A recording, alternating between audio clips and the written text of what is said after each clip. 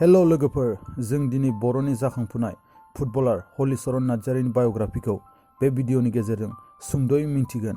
भिडिअखौ स्टार्ट खालामनायनि सिगां सोरबाफोर दासिमबो जोंनि चेनेलखौ साबस्क्राइब खालामाखैबा थाबैनो साबस्क्राइब खालामदो, लोगोसे बेल आइकनखौबो क्लिक खालामदो जोंनि बेबायदि बायोग्राफि भिडिअखौ बयनिफ्राय गिबिसिन नुनो थाखाय। हलिचरन नार्जारीनि जोनोमा 10 मे 1994 आव बिटिसिनि सिङाव थानाय क'क्राझार ओनसोलाव जादोंमोन आरो हलिचरन नार्जारीया 2 अक्ट'बर 2019 आव गीतांजलि दिउरिजों जुलि जायो। हलिचरन नार्जारीया गेलेनायखौ गावनि गामिनिफ्रायनो जागायजेनदोंमोन।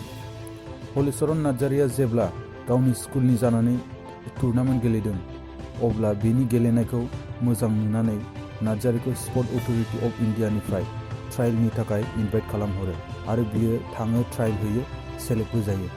बेनि उनाव नार्जारीया आसामनि जानानै माहिलिपुराव जानाय अंडर-16 नेशनेल चेम्पियनशिपआव बाहागो लाहैयो आरो बियो बेनि गेलेनायखौ मोजां नुनानै इन्डियान अंडर-16 टीमनि थाखाय लेंहरो आरो बेनिफ्रायनो नार्जारीया इन्डियान अंडर-19 टीमनि थाखायबो सेलेक्ट जायो।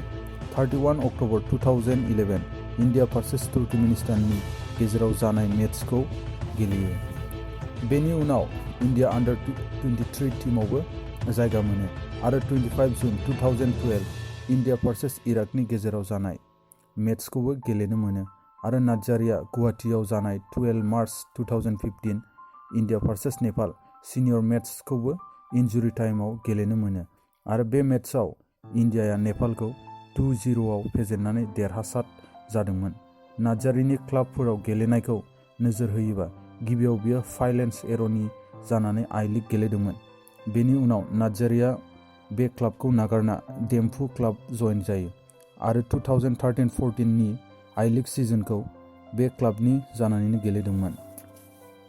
बेनि उनाव फार्स्ट टाइम इन्डियायाव हिर' इन्डियान सुपार लीग जायो। बे लीगआव हलिचरन नार्जारीयाबो एफसि गवानि जानानै गिबि आईएसएल गेलेजेनदोंमोन। बेनि उनाव 2015 आव नार्जारीखौ नर्थ इस्ट इउनाइटेड एफसिआ साइन खालामो आरो नार्जारीया 2014 आरो 2015 मोननै सिजनखौबो नर्थ इस्ट इउनाइटेडनि जानानै गेलेयो। बेनि उनाव डिएसके शिवाजिएन क्लाबा नार्जारीखौ आई लीगनि थाखाय 6 मान्थसोनि साइन खालामो आरो नार्जारीया बे लीगआव गावनि क्लाबनि थाखाय 4 गल्सबो स्कर खालामदोंमन। लीग जोबखांनायनि उनाव नार्जारीया आईएसएल 2017-18 सिजननि थाखाय नर्थ इस्ट इउनाइटेड क्लाबखौ जइन खालामफिनो आरो गेलेयो।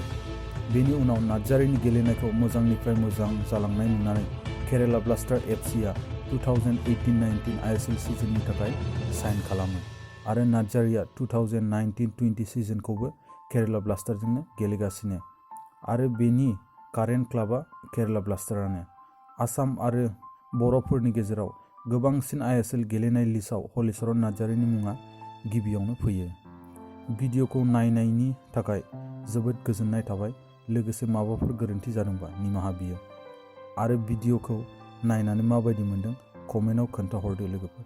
आरो आं जोबथारनायाव बेखौनो बुंनो सानो, जोंनि बर' हारिनि गेजेराव हलिचरन नार्जारी बायदि सुबुं दं, जोंनि थाखाय जोबोद गोग्गाथाव बाथ्रा। जों बयबो बेसेबां हायो एसेबां सापर्ट खालामनांगौ, जाहाथे जोंनि बर' हारिनि नामखौ आरो गोजौआव लांबावनो हानाय बायदि। दिनैनि भिडिअआ एसेनोसै। जै बर' हारिनि।